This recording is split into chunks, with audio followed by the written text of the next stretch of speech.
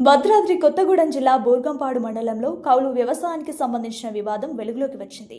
ఆశ్వాపురం మండలానికి చెందిన మిర్చి రైతు ఉండవెల్లి పుల్లారావు మీడియా సమావేశంలో మాట్లాడుతూ పంచాక్షరయ్య అనే వ్యక్తి తనను నమ్మించి తీవ్రంగా మోసం చేశాడని ఆరోపించారు.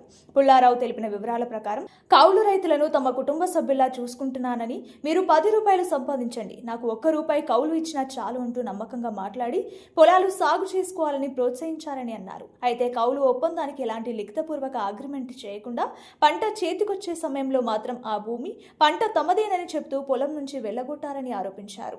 ఆయన మాటలు నమ్మి కౌలుకు భూములు తీసుకుని భారీగా పెట్టుబడి పెట్టానని, ఈ ఘటన వల్ల సుమారు 1 కోటి రూపాయల వరకు ఆర్థిక నష్టం వాటిల్లిందని పుల్లారావు వాపోయారు. తనకు జరిగిన అన్యాయంపై అధికారులు స్పందించి న్యాయం చేయాలని, ఇలాంటి ఘటనలు ఇతర కౌలు రైతులకు జరగకుండా చర్యలు తీసుకోవాలని ఆయన విజ్ఞప్తి చేశారు.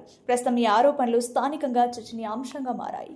24-25 సంవత్సరం మిర్చి పంట వేయడం కోసం కౌలు మాట్లాడుకున్నాం. శాస్త్రి గారు కృష్ణాపురం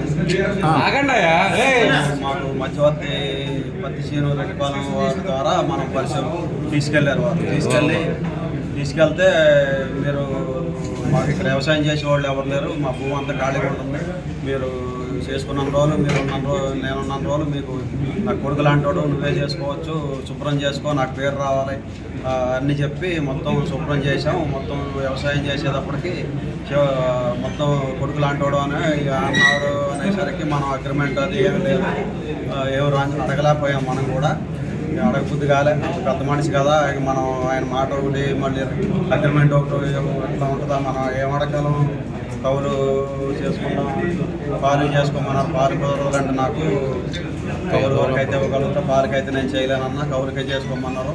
చేసిన సంవత్సరాలు నువ్వు చేసుకోవచ్చు, నీకు ఎవరు లేరు, నా కొడుకు లాంటివాడు, నా కొడుకులు ఎక్కడ ఉండలేదు, నువ్వన్న నాకు పేరు తీసుకురావాలి, మా భూమి పేరులోకి రావాలి, అది ఇది అని చెప్పారు. ముందు అన్ని పైప్ లైన్లు, డ్రిప్ ఇరిగేషన్ పైపులు అన్నీ సెట్ చేసుకున్నాం. అన్నీ సెట్ చేసుకున్నాక చాలా సంవత్సరాలు ఇస్తారు కదా అని మనం చాలా కష్టపడి సుమారు ఎంత పెట్టుబడి పెట్టారండి? సుమారు దగ్గర 1 కోటి రూపాయల దగ్గర పెట్టాము. అయితే ఆ సంవత్సరం మిర్చి మార్కెట్ కూడా బాగాలేదు. మార్కెట్ దిగుబడి అయితే తీయగలిగినాం కానీ మార్కెట్ మన చేతుల్లో లేదు. అది 9,000 8,000 అమ్ముతా ఉండే, బాగా అయితే 10-11,000 అమ్ముతాం.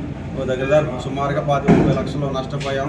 ఇట్లా కొద్దిగా మళ్ళీ ఇస్తే అన్న కొద్దిగా మేము అన్నీ సెట్ చేసుకున్నాం కాబట్టి కొద్దిగా మాకు వ్యవసాయం తేలికగా ఉంటుంది, కొద్దిగా మీరు దయచేసి మాకు ఇవ్వాలంటే మాకు సుమారుగా 25,000 ఇచ్చిన కవులు 50,000 చెప్పారు. మళ్ళీ 2వ సంవత్సరానికి 8 సంవత్సరాలైనా నువ్వు ఉన్న రోజులు చేసుకో, మంచిగా అనుకూలంగా ఉంటుంది, నీకు అన్నీ అనుకూలంగా చేస్తాను, నీకు కొడుకు లాంటి అన్న ఆయన 50,000 చెప్పేసరికి నేను అంతకుముందు ఇచ్చిన కవులు నష్టపోయాను కాబట్టి 25,000కి ఇవ్వండి బతిమాలితే నువ్వెవడో అది ఇది అని బయట పోవన్నాడు సార్. బయట పోవంటే ఇక నాకు అగ్రిమెంట్ ఏం లేదు.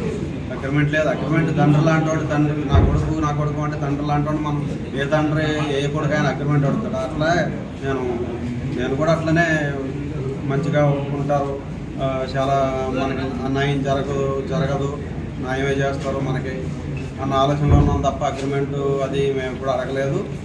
అగ్రిమెంట్ ఉంటాయి కూడా ఆయన మనం చేసేదేం లేదు. అగ్రిమెంట్ ఉన్నా ఏం లేదు, అగ్రిమెంట్ లేదు ఉన్నా కూడా మనం చేసే పరిస్థితి లేదు. అక్కడ ఏంటంటే నన్నే మీరేం చేస్తారు, నన్ను ఏంటి నీకు ఇచ్చేది ఏంటి, నీకు ఇంత అని చెప్పానా? కనబడ్డ వాళ్ళందరూ కొడుకు లాంటి